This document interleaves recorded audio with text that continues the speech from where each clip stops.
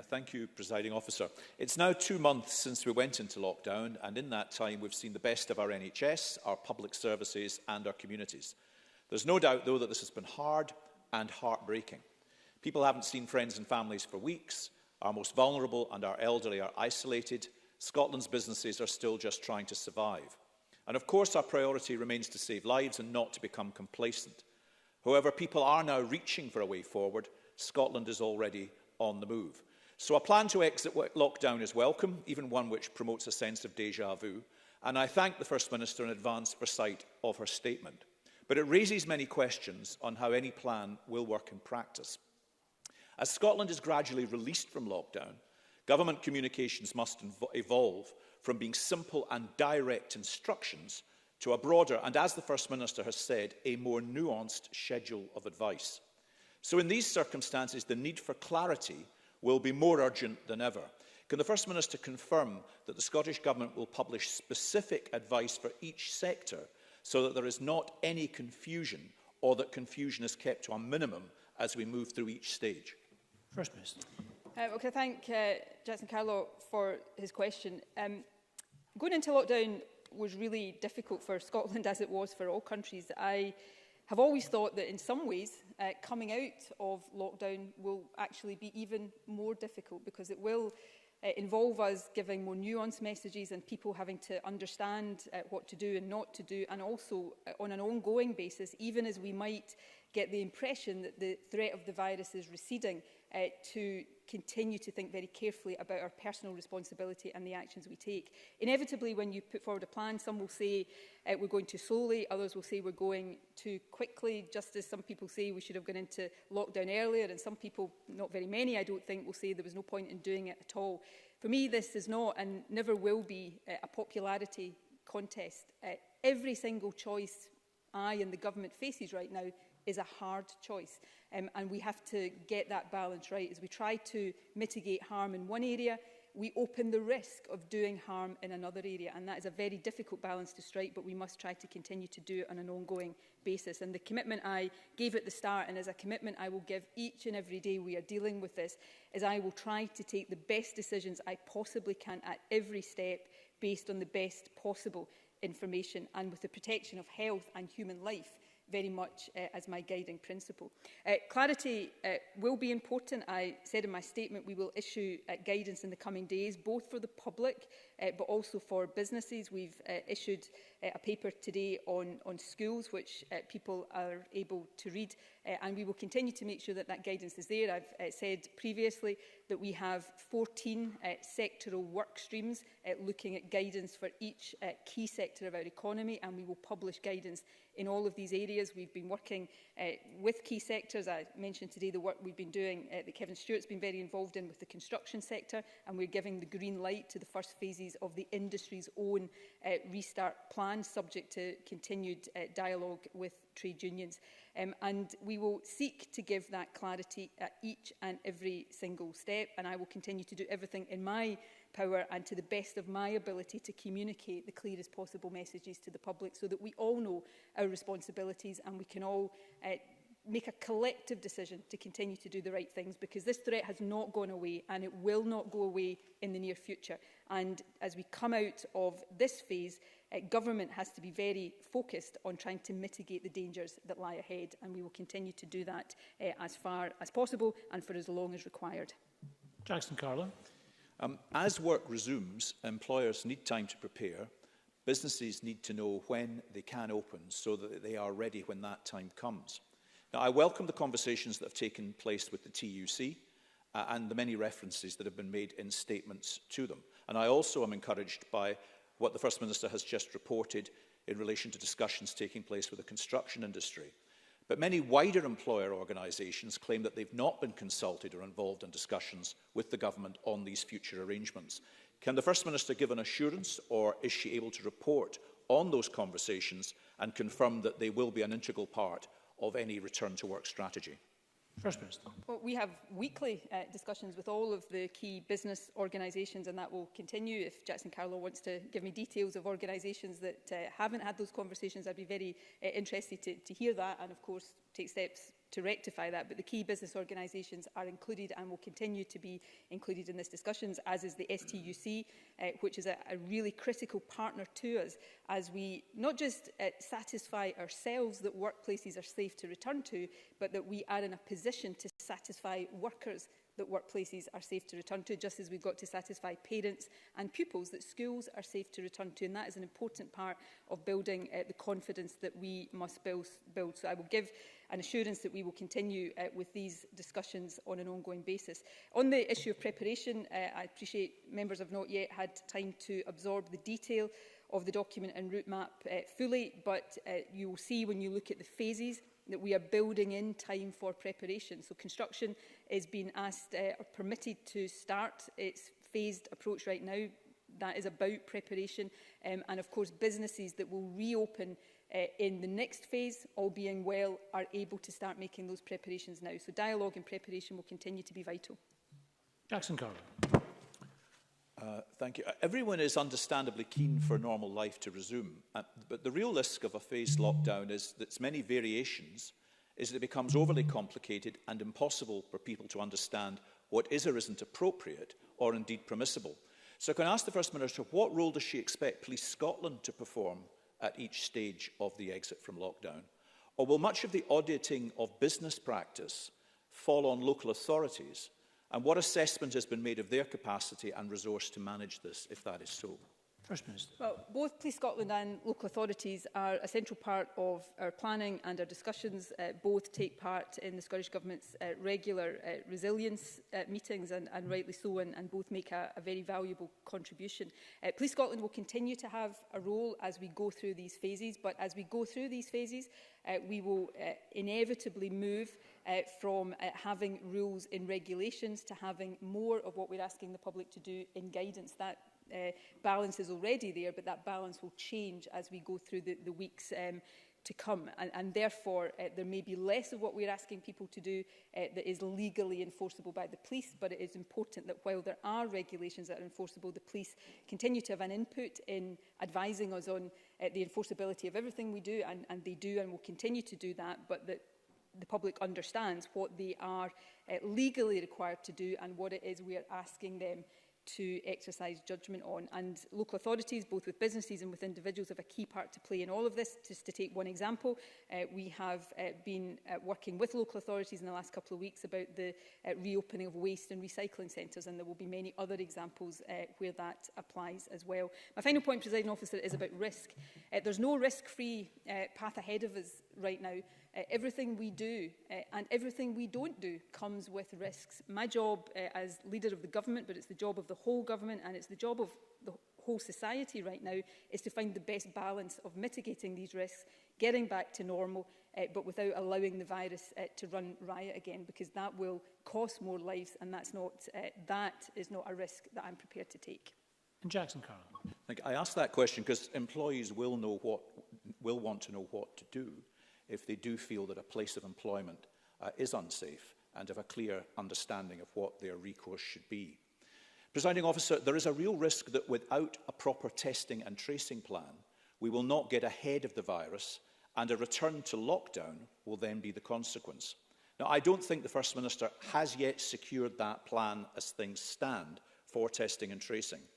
We heard this week that the recruitment of contact tracers to achieve the target of 2,000, which the First Minister confirmed to this chamber a fortnight ago, by June the 1st, is lagging behind. We know that even now, actual testing is running at around half of available capacity. So does the First Minister accept that for Parliament and the public to have confidence, and for Scotland to feel safe as we come out of lockdown, it's essential that the infrastructure for testing and tracing, or test and protect, is in place? Before I go on to test and protect, let me just finish off on the point about safe workplaces and making sure that workers have confidence that workplaces are safe. Police Scotland has been mentioned, but it's also worth mentioning that we will continue to work with the Health and Safety Executive and regulators where necessary to provide that assurance. The reason why I have been cautious and continue to be cautious and will not move into phase one until the end of next week at the earliest is because I want to align our lifting of lockdown measures with our ability to implement a substantial, significant test and protect operation, and we will be able to do that from the end of next week in every health board area in the country. These plans are not lagging behind, they are moving at pace. What the Health Secretary confirmed at the weekend is that health boards have already identified 600 individuals that are ready to do this already, and we will have a capacity of 2,000 in place by the end of this month. We have the testing capacity that we need to do that. I appreciate that testing in every phase is important, but it is, I think, important not to look at the reasons why and the demand for and the purposes of testing now and equate that to the demand on testing in Test and Protect. They are obviously trying to fulfil the same purpose, but they are different phases. And these plans are in place. They will inevitably continue to bed down and develop, and they will also have to be flexible because the numbers of tests you will need, the numbers of contact tracers you need will depend on the prevalence of the virus at any one time. So we need to keep it suppressed as possible, but at times where we may see a resurgence, even in local areas, have the ability to adapt that capacity to cope. But it is an absolutely crucial part of what we're doing, but it must sit as part of an overall approach that involves all of us, physical distancing and following all of the other relevant advice. Thank you. Richard Leonard. Thank you, Presiding Officer, and can I thank the First Minister for advance sight of her statement. And let me begin by restating that Labour want the government to succeed in defeating this virus. We want to support the government to get this right, so we have supported the lockdown, and today we support a gradual easing of those restrictions. However, this needs to be done as safely as possible. It needs to follow the science. And it needs to be done at the right time, because we need a national consensus to build public confidence in this plan. So any decisions to ease restrictions must respond to the facts on the ground. And to achieve this, we need 3 guarantees. First, the government should publish the evidence behind the decisions it has taken and it will take in the future. Second, we need to see maximum testing capacity and a test, trace and isolate system that is fully working and universally rolled out. And thirdly, the government's strategy must be flexible and able to adapt quickly to changing circumstances. Can the First Minister give us these guarantees? First Minister.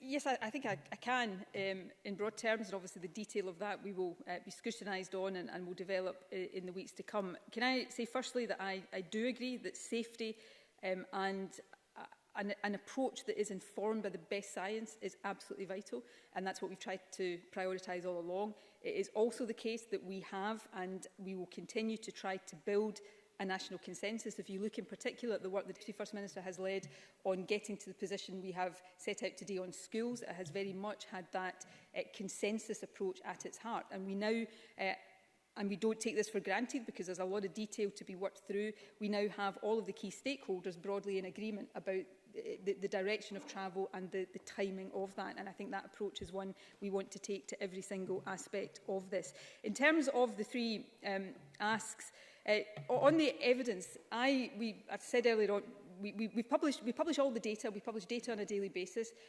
We will publish a paper this afternoon that goes into more detail about how we calculate the R number and the different considerations there. The advisory group that is one route of the advice to us publishes its minutes on the website. We will always look at how we can be more transparent around the data, the evidence and the advice that is informing our decision making. But ultimately, decisions have to be taken. The advisors advise us, we pay close attention to the science, but we, me in particular and the whole government, have to make the judgments based on that and make the decisions, and therefore ultimately we are accountable for that. Test, trace and isolate, I won't go over all the detail I covered with Jackson Carlaw. The reason why I not the only reason, but one of the reasons I have not wanted to accelerate the speed with which we move out of lockdown and taken a slower pace and a more gradual pace, is I want to be able to align these steps with test, trace and isolate, and we will continue to do that. So the rollout to 14 health boards will coincide with going into phase 1, and then the further bedding down of that, developing it, making sure we've got all of the ways in which that works right, will align with further phases. And it's really important that that relationship is there and is tested. And thirdly, we have to be flexible. There is absolutely no alternative to having a plan here that can be flexible and adapt. I cannot stand here and rule out to the people of Scotland that at some point over the next few months we might have to go back the way, because this virus is unpredictable. We talk about defeating it, but until we've got a vaccine or an effective treatment, I think defeat is the wrong word to use. Contain, live with, suppress, that is what we are trying to do right now, and using every tool at our disposal to do that. And we must be prepared to be flexible, because we know it is flexible and it will take every opportunity to try to spread further. So flexibility will be at the heart of everything we do. Richard Leonard. Can I thank the First Minister for that answer? It's clear to my party that we need a plan for the economy. And that starts with a plan for a return to work on a sector-by-sector basis, which is strategic, which is thought through, and which is above all safe, rather than an arbitrary, if you can't work from home, go out to work message. As the Scottish TUC has said, that would be nothing less than dangerous. So we broadly welcome the government's approach today. But the route map cannot end there, because the truth is we are facing a massive rise in unemployment, the potential collapse of our town centres, our nighttime economies going bust, and because young workers are 2.5 times more likely to work in shut-down sectors like hospitality, like hotels, and like non-food retail, we are facing the return of youth unemployment at levels not witnessed for decades. And so for many, there is an uneasy feeling which persists, with looming worries about not just present but future job losses. So will the First Minister work with us and other parties, and work with trade unions and employers in establishing a new industrial strategy, a new plan for the economy, and a new plan for jobs, including a job guarantee scheme which targets the under-25s, so that we do not see the return of mass unemployment, especially mass unemployment among young people? First Minister. Look, I broadly agree with Richard Leonard's questions and certainly the sentiments behind them. We have a duty to steer the country safely from where we are right now into a position where the economy is operating again. But none of it, certainly not me, are under any illusions about the damage that has been done by the lockdown restrictions, essential though they were, to the economy, and the action and the efforts that will be needed to repair that. So we will, as we come through these phases, we will also be working hard to look at how we do that. I think Richard Leonard is right to talk about the risk of unemployment, particularly for certain groups, young people, women, as we spoke about in here yesterday.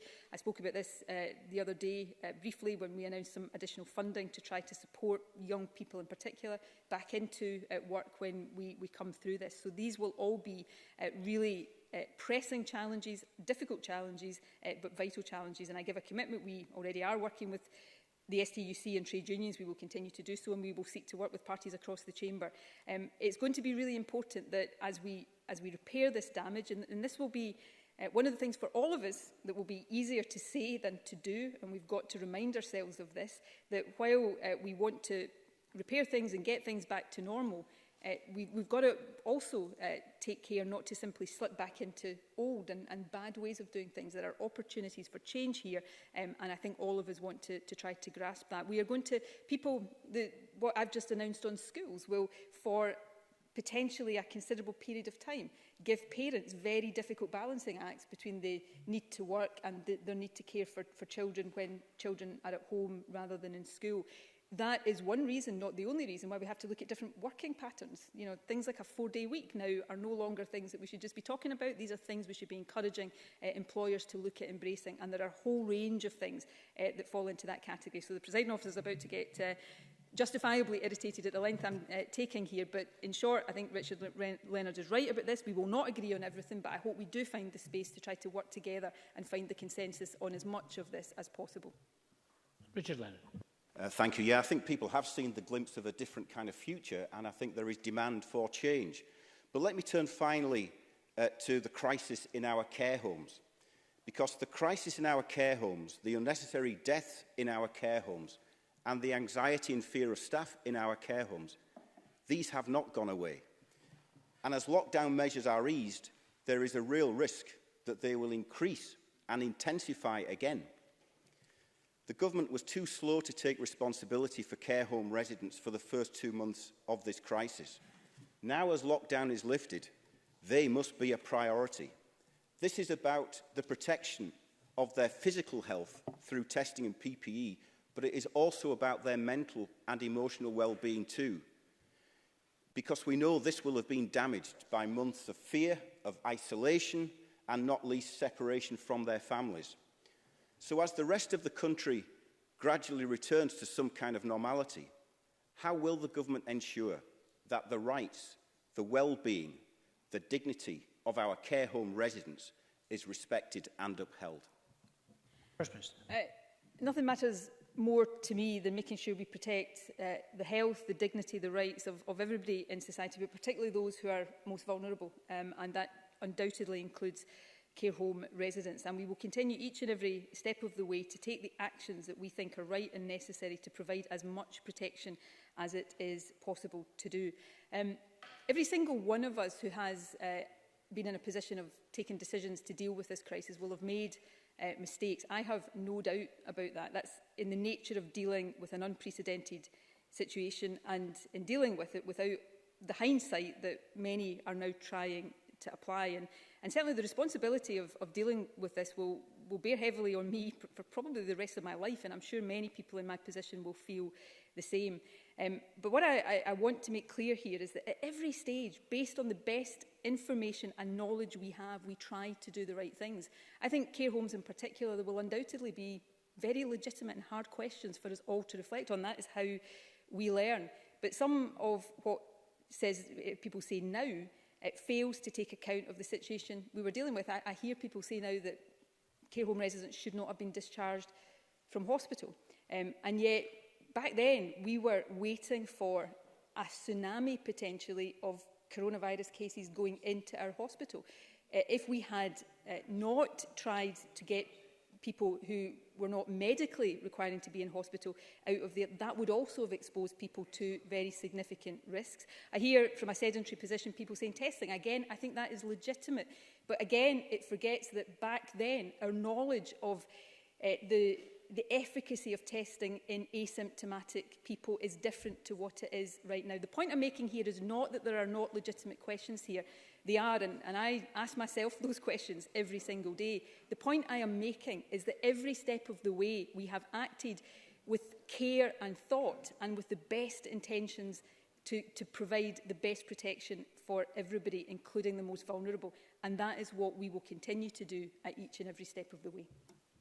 Thank you. Alison Johnson. Thank you. I thank the First Minister for advance sight of her statement.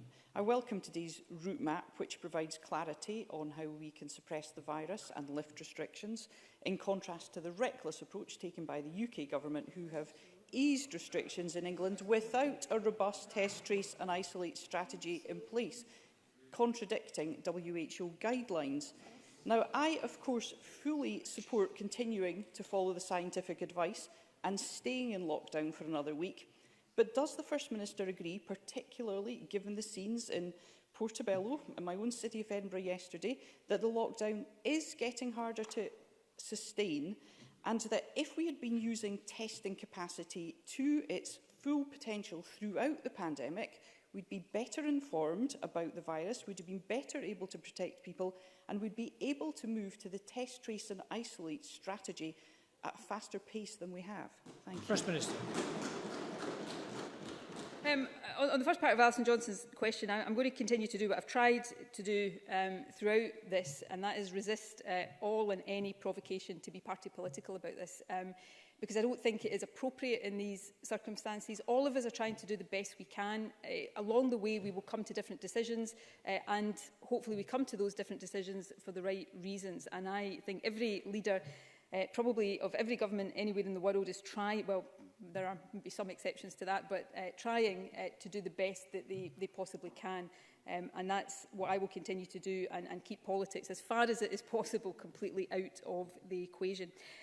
Look, we will, for a long time, and again, perfectly legitimately, be debating the issues of testing, of what we did do and didn't do, and should have done and should not have done. I accept that. But we set out very early on the plans to build testing capacity. We set out, I remember standing in this chamber at a very early stage, talking about the priorities that we had for testing in this phase, protecting the sickest and most vulnerable, making sure that we tested key workers, and surveillance and monitoring. And we've also set out, and will continue to set out, our plans for test, trace and isolate. I think it is really important that that is aligned with the steps that we are taking to ease lockdown, and what we have sought to build into the heart of this route map that we've published today. My final point, Presiding Officer, is an appeal to the public, who have been truly magnificent in how they have complied with these restrictions, is just to continue to do it for a little bit longer, because if we see a regression between now and next week, I won't be able to introduce the changes that I've talked about today, and I don't want to be in that position. When I saw the pictures of Portobello Beach yesterday, I was almost felt like crying to some extent, because I know why people felt the need to do that, and I completely sympathise. But every time we have people getting together in ways that provide opportunities for this virus, we risk the progress we have made together. So I appeal to people to stick with these restrictions for a bit longer, so that we can much more quickly work through these phases and get back to the normality all of us so badly crave. Alison Johnson. I thank the First Minister for her response. The Scottish Government has previously said that it would consider adopting a different approach for different parts of the country based on current scientific advice and local circumstances. If it became apparent that there were differing levels of infection in different parts of Scotland, can the First Minister confirm whether she would still consider a differential approach to lifting lockdown and moving through the phases set out in today's strategy, in close collaboration, of course, with local government? Thank you. First Minister. In short, yes, and if memory serves me correctly, that point is explicitly made in the document. So both in general terms about the speed at which we move through phases, but also in some particular issues around public transport, for example, we may require different approaches in different areas for obvious reasons, and of course the evidence might lead us in that direction. As I've always said, we don't rule that out. We also, though, have to balance that with issues of practicality and deliverability and ease of understanding, and the ability to communicate clear messages. So these, like so much of what we're dealing with just now, involves difficult balancing acts, and we will continue to try to strike these as best we can, and try not to rule anything out that at some stage might be helpful in what we're trying to achieve. Thank you. Willie Rennie.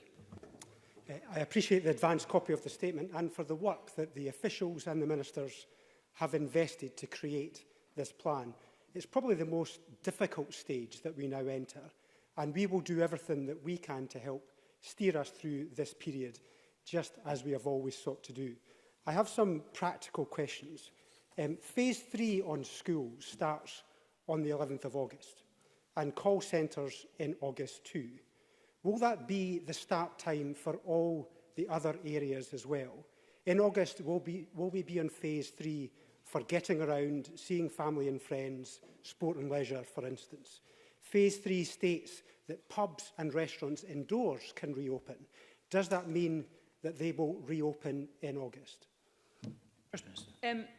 That's a very valid and important question. It gives me the opportunity to clarify here, although some of my clarification will be the flexibility and continued uncertainty around some of this decision making. But let me be very clear that the specific mention of August 11 applies to schools. It doesn't indicate that all of phase 3 will start on August the 11th, because we have to be guided by the evidence and take the decisions as we go.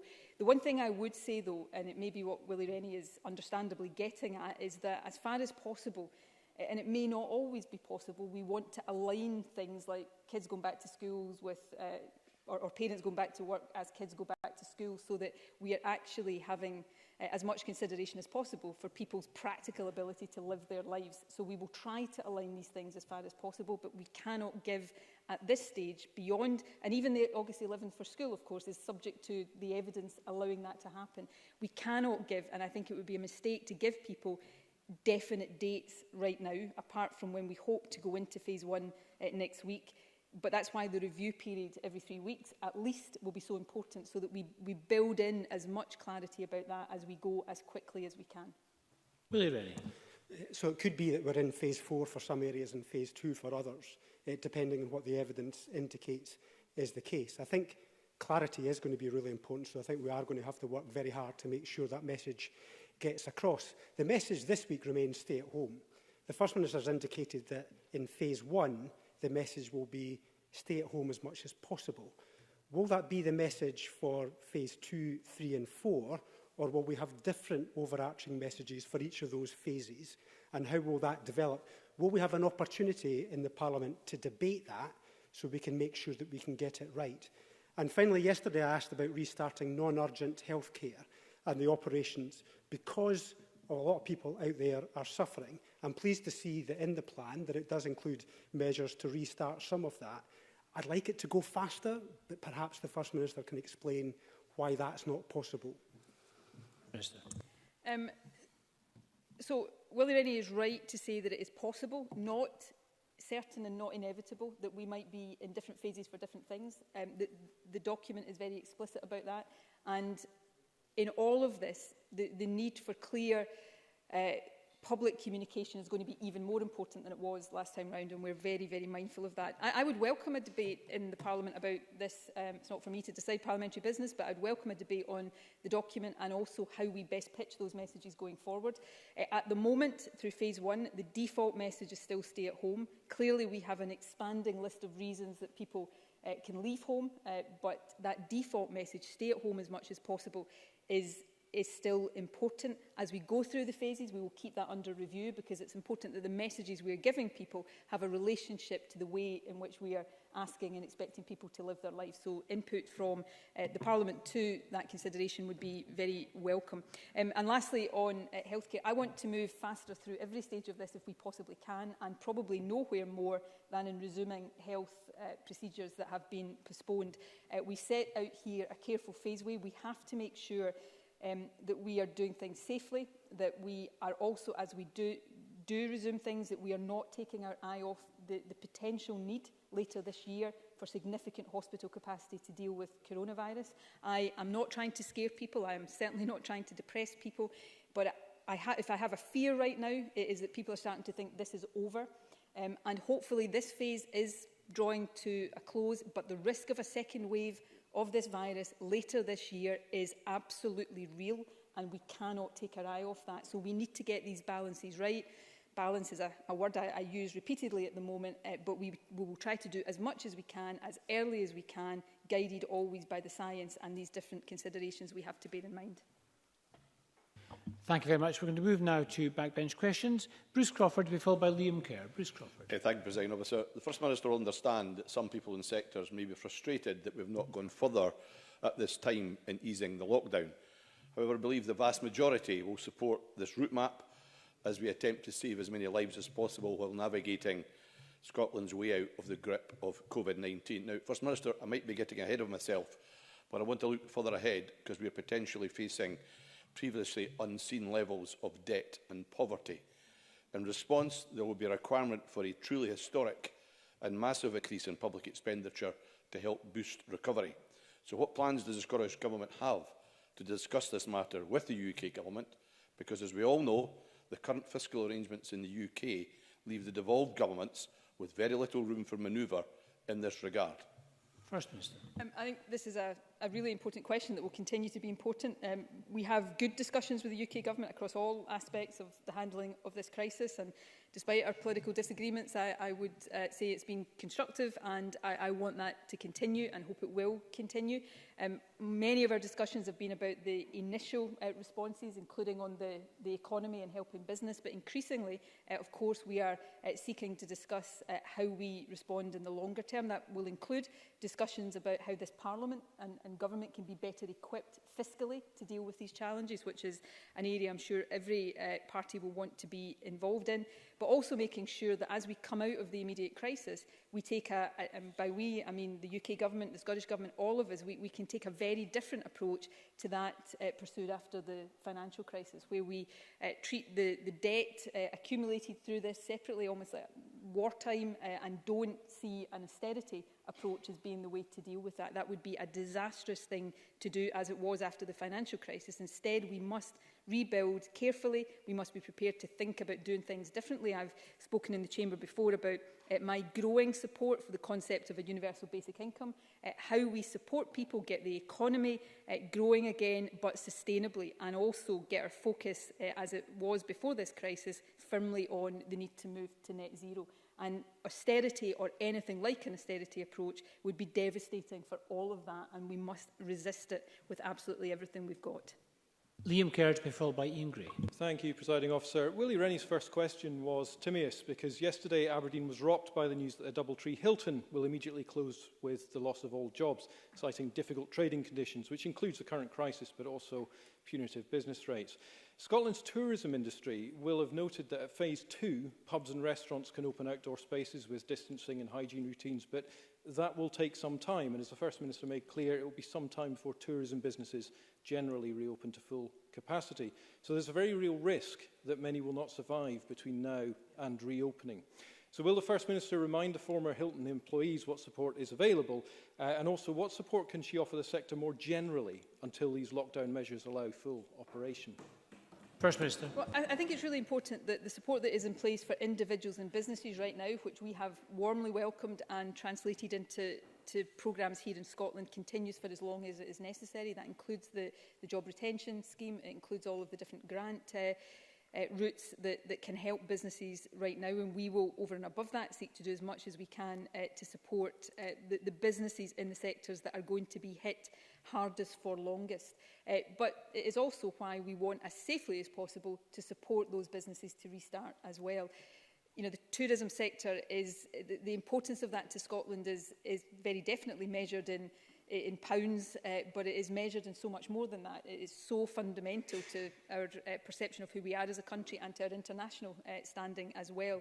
So supporting the tourist sector is going to be really important, but making sure that as we move forward, we have tailored programmes of support to help those that are going to take longer to come out of this is going to be vital. For employees, whether the Hilton in Aberdeen or for any business, for employees who are facing a redundancy situation, as well as doing everything we possibly can to avert those situations, our PACE initiative will always work with affected employees to try to support them and support them into alternative employment as quickly as possible. Ian Gray, to be followed by Shona Robertson. Thank you very much. Parents and teachers will be pleased to have a confirmed date when they can expect schools to open, but they need the confidence of seeing and understanding the scientific advice and public health modelling behind such a reopening. The education framework published today does refer to specific modelling and advice, draws conclusions from it, but it doesn't share it. So in the interest of the transparency the First Minister spoke about earlier, will she publish that advice and modelling now? First Minister.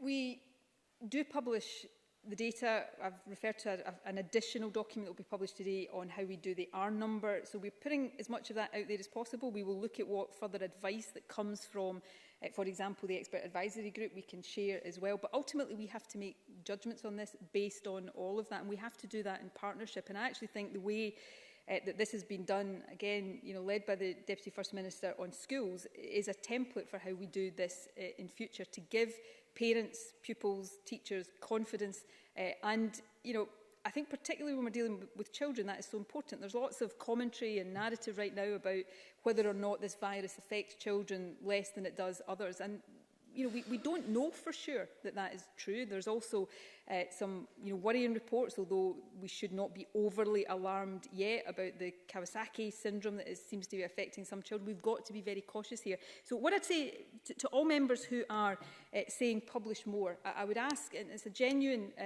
invitation, look at all the data we're publishing.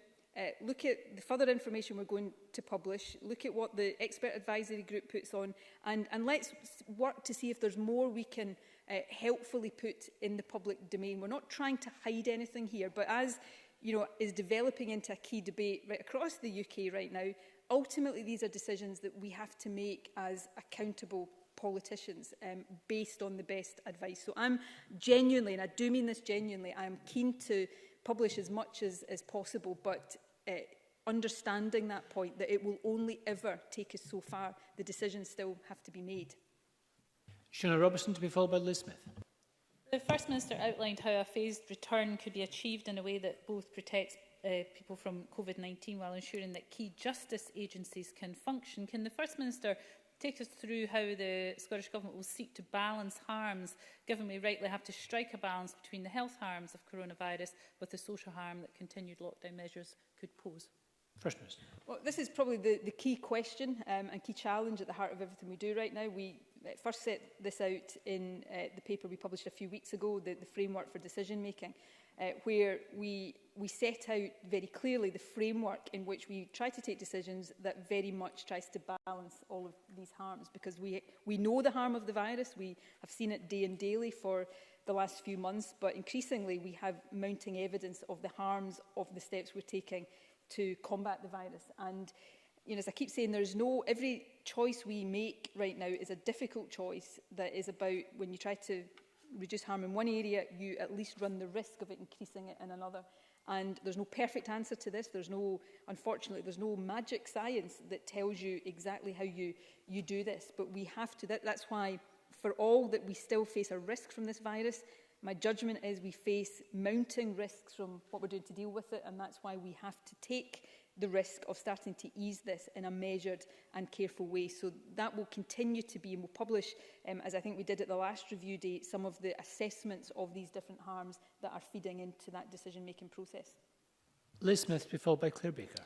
Thank you. May I ask the First Minister what guidance and support will be available from the Scottish Government to prevent the closure of several of Scotland's outdoor centres, which, as the First Minister will know only too well, could be so important in fostering the well-being of our young people as they come out of lockdown, especially many in a disadvantaged community? First Minister. Well, I think what we want to try and do is enable as many outdoor activities to restart again, both in terms of outdoor activity of individuals, but outdoor leisure activities and outdoor sport, and the document goes into some detail of that. There is a focus in much of the early phase of this work on outdoor activity for a very important and probably very obvious reason. Although we don't have any definitive answers on any aspect of this, or many aspects of this virus, the evidence does suggest that the risks of transmission out of doors are lower than indoors. So therefore, we feel more confident in lifting that. And I hope that will be positive news for outdoor centres, because it does offer a route to restarting activity, albeit on a carefully planned basis, and we will continue to support that as much as we can. Claire Baker, to be followed by Keith Brown. Thank you, Presiding Officer. During Phase 3, a blended model of school education is proposed, and this is planned for the 11th of August. Can I ask when parents can be expected to know what their child's school week will look like in terms of how many days they will attend school, and what consideration has been given to school transport needs? Many high schools in my region rely on buses, and social distancing is not possible. Will local authorities be funded to provide additional capacity? Minister. On the first part of the question, parents will be communicated with directly over the summer, so that there is an understanding of exactly what the school provision will be for their child or children. And actually that is why we, again, all of this is subject to the health advice, we are keen, and teachers are keen to get back during June, so that they can do the preparatory work that is needed for that. And we will take care to make sure that is communicated clearly to parents and indeed to young people themselves. In terms of transport, which is also a very important issue, I think I mentioned that Michael Matheson will set out a transport transition plan next week. Obviously, that will be covering the totality of public travel and transport. But as part of those discussions, how children travel to and from school is really important, because there will be restrictions on transport given social physical distancing. We also know some provision of transport has been under pressure because of children not being at school recently. So more detail on this will be provided. We will be working closely with local authorities on this. And just to give the assurance right now, it is a key part of our thinking as we work out in practice how children do get safely to school. And by safe there, obviously I mean it in all of its different respects. Keith Brown to be followed by Donald Cameron. The First Minister highlighted the work that the Education Recovery Group is undertaking regarding proposals to expand the school estate and also the education workforce in preparation for pupils being phased back to school to allow for social distancing and classroom learning to recommence. Can the First Minister also confirm, though, that schools will not be opened unless and until it's deemed safe to do so? And in accordance with local circumstances, councils will be best placed as education providers to talk about the physical infrastructure they have. And also that, crucially, and unlike what we've seen happen in England, that this will be done in consultation with teachers, parents, trade unions and other stakeholders. Yes, I can give all of those assurances. We've got to where we are today in consultation with teachers and local authorities and parents' organisations, and that partnership approach will very much continue. Keith Brown's right to talk about the lead role of local authorities here, particularly when you're talking about the physical infrastructure in schools that will have to be adapted in order to accommodate the kind of model that will be necessary. And lastly, I will absolutely give an assurance that we will only open schools when we think it is safe to do so, because if we were to take any other approach, which we wouldn't do because we shouldn't ever compromise the safety of children, but if we did, we wouldn't persuade parents to send their children back to school. So if we are to get children back to school, the government and local authorities have to do the work that we have to do, teachers have to make the preparations they have to make, but we have to persuade parents and pupils that it is safe to go. Otherwise, the whole thing will not work. And that is why it is so important to take a careful, cautious, deliberative approach to this. And while we all want children back in school as quickly as possible, if that careful, cautious, deliberative approach means it takes a little bit longer to give people that confidence, then I think that is worthwhile, rather than trying to rush things in a way that doesn't command the confidence that is required. So we will always try to do this in the most careful way possible. Donald Cameron to be followed by Ruth Maguire. Thank you. Following that answer, parents will understand why schools can't open this term, but the idea of blended schooling in the autumn term means that parents look likely to have to balance work and childcare and homeschooling for months, maybe till the end of the year. The education framework published today suggests there were differing views amongst the advisory group about the need for social distancing in schools. That being so, can the First Minister explain the rationale behind the proposed blending of in-school and in-home learning? First Minister. We will continue. Our knowledge and understanding of all of this, not just in this area, but in all of the aspects of handling this virus, will undoubtedly develop. But it is really important. All of the advice that I have access to talks about and is very strong on the importance of physical distancing. And I think we should really be very clear about that. There are debates about, and there are actually different approaches in different countries right now to whether that's 2 metres or 1.5 metres or 1 metre.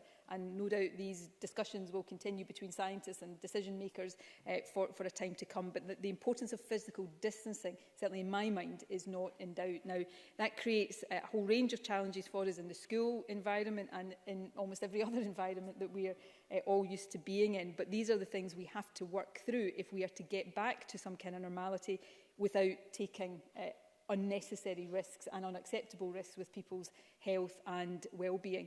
It is the case, and I think people now understand this, but it really is important to continue to stress that we have made huge progress against this virus, but it is still there, and it will resurge again in no time if it finds the bridges between people to jump over. And therefore, all of these physical distancing and other measures are going to be so important, and they will make life that much more challenging for a significant period of time to come. But we have to work through all these challenges as best we can and try to do it in a way that is maximising the convenience, particularly for parents who will be juggling childcare, homeschooling and work for potentially quite some time to come. Ruth Maguire to be followed by Adam Tompkins. Presiding Officer, we are all affected, but we know that some people are disproportionately affected by the virus and the restrictions in place. With that in mind, can I ask how the Scottish Government ensured that the views and experience of disabled people, carers and BME communities informed the route map, and what steps they'll take going forward to ensure that any voices that have been excluded will be heard? First Minister. Well, throughout this, we've tried to be as open and consultative as possible with the population at large, but also, as Ruth Maguire rightly says, with particular groups in the population. We've made very clear from the publication of the Framework for Decision Making through to today's publication that fairness, dignity, equality, human rights are key principles that have to underpin our response at all stages. The harms caused by this pandemic are to a greater or lesser extent being felt by everybody, but they are not being felt equally, and therefore how we respond has to take account of that inequality. So we are, and Christina McKelvey has been leading much of this work for us, engaging regularly with organisations that directly represent the voices of some of the most disadvantaged groups in society, and that includes people with disabilities, and we will continue to ensure that approach is central to everything we do. Adam Tompkins to be followed by Anas Sarwar. Thank you, Presiding Officer. The First Minister conceded in her statement that lockdown has caused and is continuing to cause a number of serious and potentially long-term health harms, from cancer to mental health. So can I ask, will the Scottish Government publish its assessment of the adverse public health impact of lockdown so that we can balance its effect against the undoubted threat of COVID-19 itself? First Minister. Perhaps as a small point, I don't think I conceded it. I've said this all along. I think everybody has said this all along. We all understand those differing harms and the need to balance them as best we can.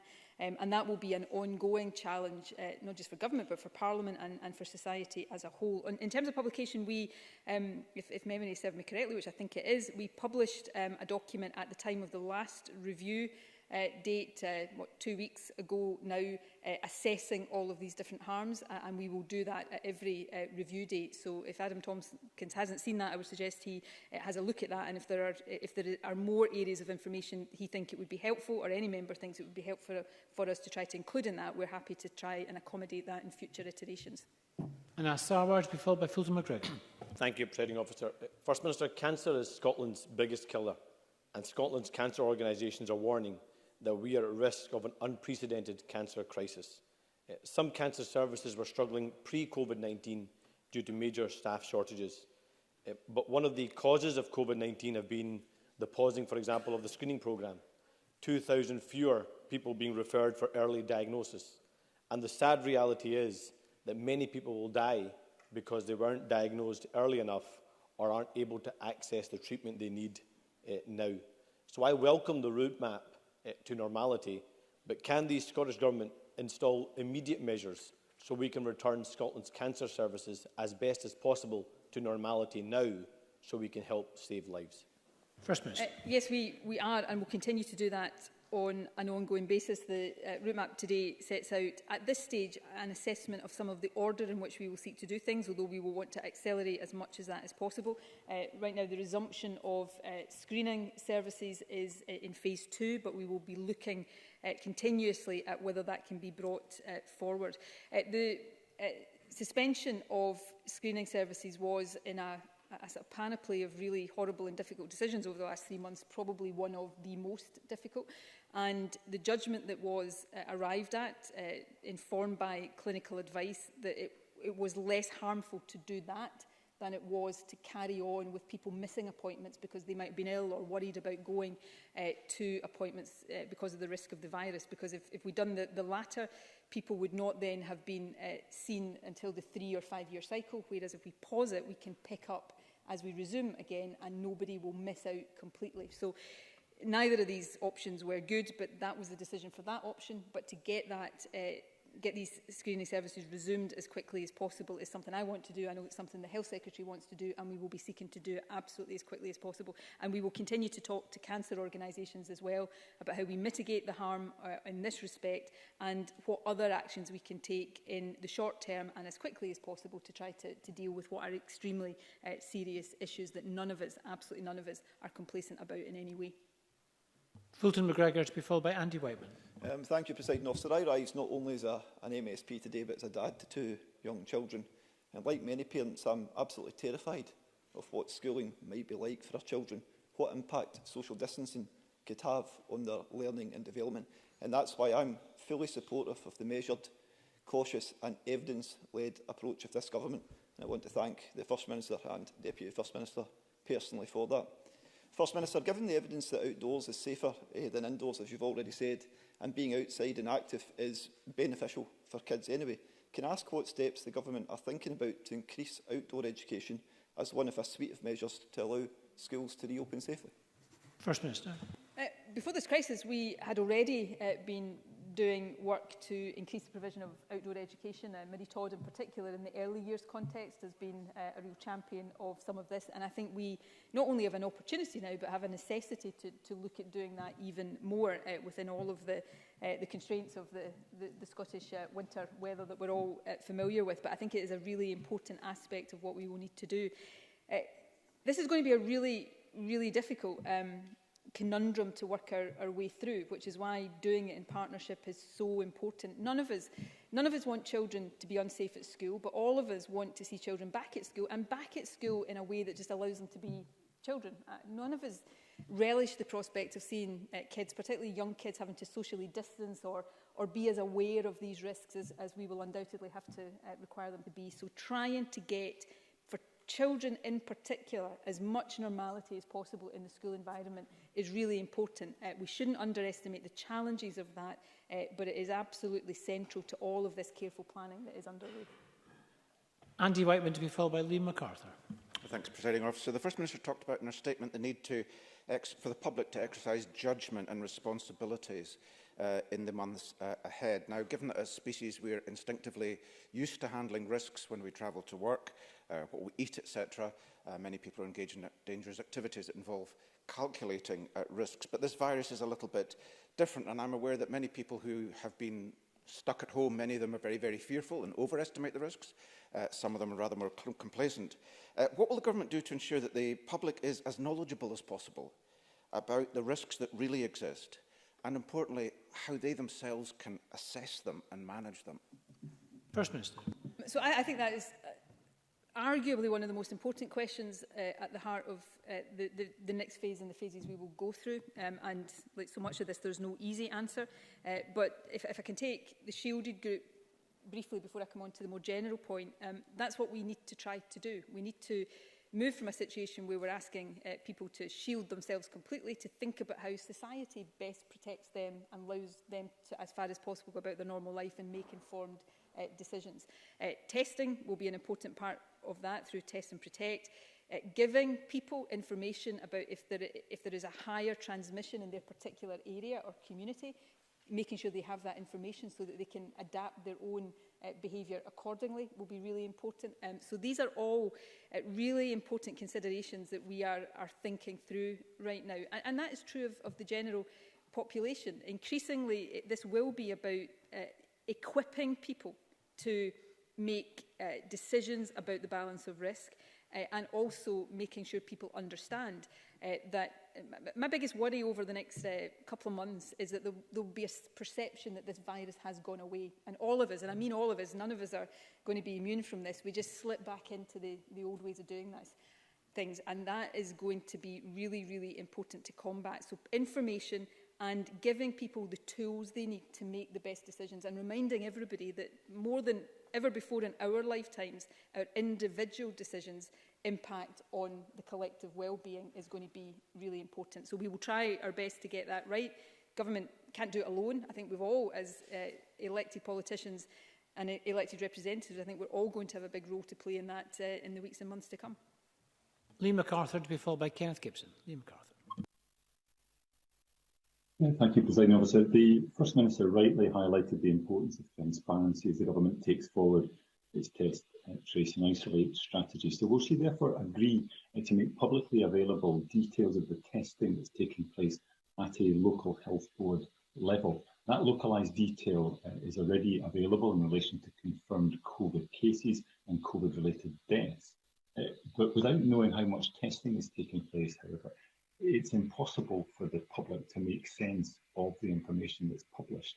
So in the interest of public confidence, will she agree to publish data on testing at a local health board level? First Minister. Yes, I will be happy to look at how we do that. I think it will be important to do that. I'm not going to give a straightforward commitment because I need to go and discuss the practicalities of that, but I think in principle, yes. What will be most important is making sure that people have an understanding if transmission of the virus is higher in their area than it might be elsewhere, so that we can, to go back to Andy Whiteman's question, equip people with the ability to know what risks they should be taking and what risks they shouldn't be taking. So transparency around that will be important. So if Liam MacArthur is okay with this, I'll come back to him with a bit more detail of what information we will provide as part of Test and Protect once we've had a chance to consider that in a bit more depth. Kenneth Gibson to be followed by Miles Briggs. Thank you, Presiding Officer. First Minister, given the demographic fragility of Scotland's rural and island population, as the lockdown eases, health must remain the primary consideration. Many holiday home owners are understandably champing at the bit to visit their properties. However, many of my island constituents fear that unleashing thousands of holiday home owners and day trippers from mainly urban areas into their communities will undoubtedly carry the risk of local flare-ups of the virus and even potential animosity. There is little support among island residents for lifting visitor restrictions soon. Therefore, what precautions will be taken to protect rural and island communities as the lockdown eases and tourists and second home owners from across the UK begin to return? First Minister. Well, again, I think that is where having locally available information will be important, and that really links back both to Andy Whiteman's question and Liam MacArthur's question. But fundamentally, I suppose my main message right now would be that we are still saying to people not to travel to rural parts of Scotland, not to travel to holiday homes, not to sort of go to places that are already fragile in terms of infrastructure and health services, and not to risk taking the virus with you when you go.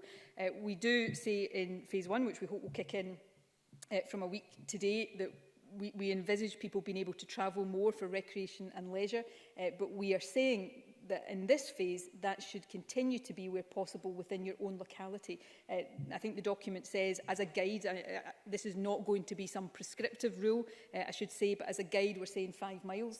Obviously in rural areas that may be different and mean something different than it would in an urban area, so that is a guide. But the general principle of staying within your community and your locality just now is important, because we don't want, and I'll be very, very clear and specific about this, we do not want over the next phase of this to see tourist spots flooded with people out for day trips, because that again, this virus just looks all the time for bridges to hop across, and the more people are together in crowded places, the more chance it has of doing that. So it's really important that people stick to the advice we're giving, even as that advice evolves as we go through these phases.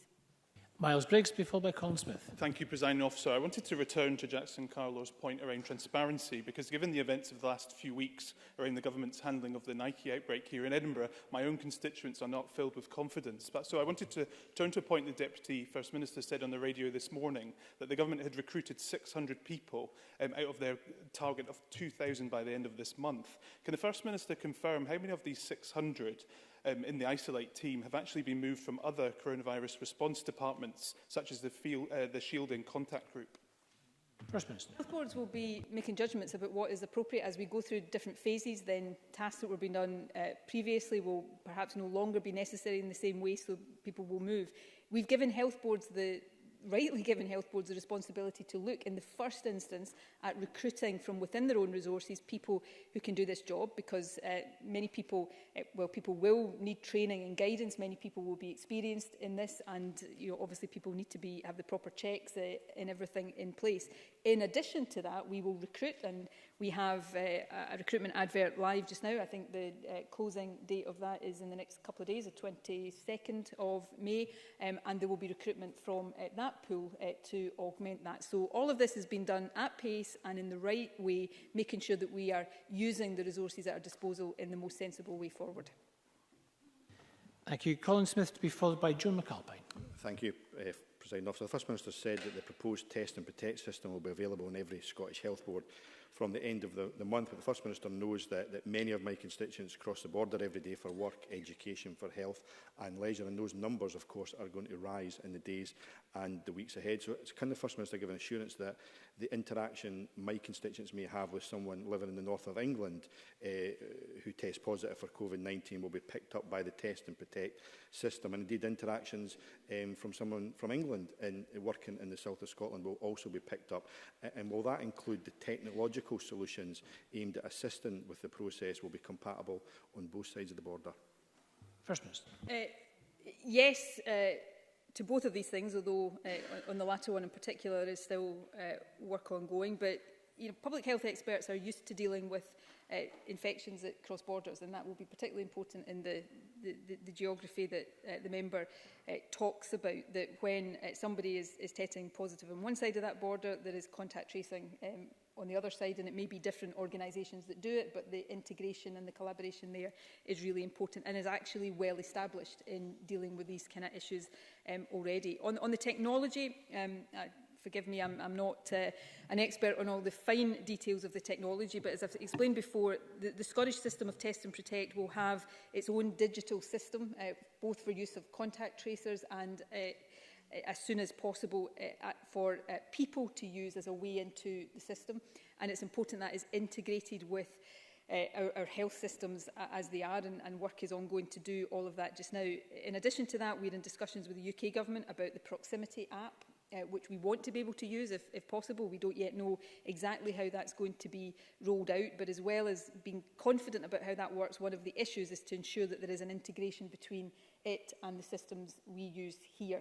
And I think, I may be wrong about this, that will be true for English health trusts as well, to make sure that that integration is there. So some of these discussions are ongoing, but I am advised progressing well and will continue to keep members updated.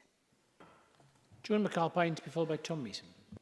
Thank you. This is Scottish Learning Disabilities Week. In England, data from the National Learning Disabilities Mortality Review suggested people with learning disabilities had a higher death rate from COVID-19 than those in care homes. Many learning disabled people live together in supported or residential accommodation and have underlying health conditions and require help with personal care. And I should say my own sister is in this situation.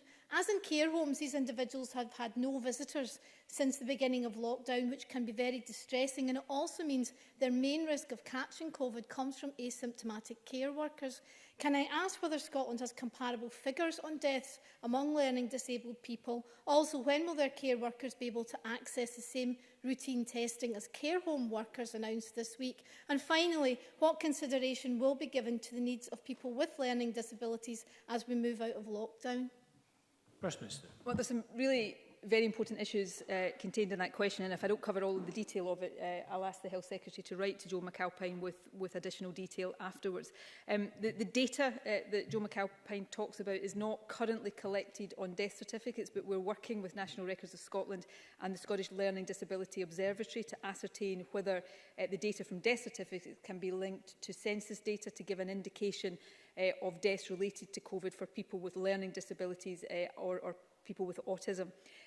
All social care and social work staff who are working with vulnerable people in the social care system, including care homes, care at home and children's services, including residential and secure care for children, and social care personal assistants are in the priority group 1 for testing, and that will continue primarily to be routed through NHS testing at local NHS facilities. We're working with clinical advisors to develop guidance on minimising the distress of testing for people who may be anxious about being tested, and we are very conscious of the need to ensure, even within these current restrictions, appropriate visiting for people. So I will, as I said at the outset, ask the Health Secretary to write to Joe McAlpine with some additional detail on the key points that she raised in that question. And Tom Mason. Thank you very much, Presiding Officer. First Minister, you mentioned a number of non-contact outdoor activities which now can be pursued. This, of course, will be most welcome across Scotland, as it has been most frustrating in the past few weeks being locked down with the weather as it has been. You mentioned golf, bowls and fishing, among others. I have two questions. Are these specific, or are they an indicator of sports that can be pursued? As there are a number of other sports, such as croquet, of which I have an interest, which are not mentioned there. And secondly, will the protocol for operation of these sports be subject to regulated, negotiated, regulated, or will they be self-applied? Thank you. Sorry, Mr Mason, we heard the croquet mention. It caused a little bit of a reaction in the chambers. We didn't hear the last part of your question. After croquet, what did you mention? It was which I had an interest. I have an interest in croquet, and secondly, it's whether the operation of these sports and activities will be subject to regulation, negotiated regulation, or subject to self-application as to distance in it and the like. Thank you. First Minister. So yes, we will expect the sports, non-contact outdoor sports that are being allowed to recommence to have due regard to social distancing, physical distancing and public hygiene. I mean, one issue that was raised with me, of course, is when you're playing bowls, then the balls may be picked up by different people, so you have to make sure that hygiene is there. That is not something that can be regulated in every single circumstance, but we are asking people to make sure that they take proper steps. In terms of the sports mentioned, they are illustrative, not exhaustive. I'm not sure I'm giving an undertaking to specifically add croquet to the published document, but I'm open to lobbying on that basis. I'm not sure, although I suspect my inbox this afternoon will tell me how many croquet players there are across Scotland, so I better not say anything that could be mistakenly construed as being insulting to croquet players. Presiding Officer, can I thank Tom Mason for that question, and if there's more detail, I couldn't hear everything he was saying, so if there's detail I've missed there, I'd be happy to deal with it in writing afterwards. I don't know if this is the last question, Presiding Officer, but just as a public information, I'm told by the Deputy First Minister the website has had a massive number of visitors to it, understandably, to access this document, more than 100,000 while we have been in the chamber right now. So can I make a plea to the public just to bear with it? If it's a bit slow because of that demand, don't give up. You'll be able to access it later on today. Thank you very much. Thank all members for their participation. I'm going to suspend proceedings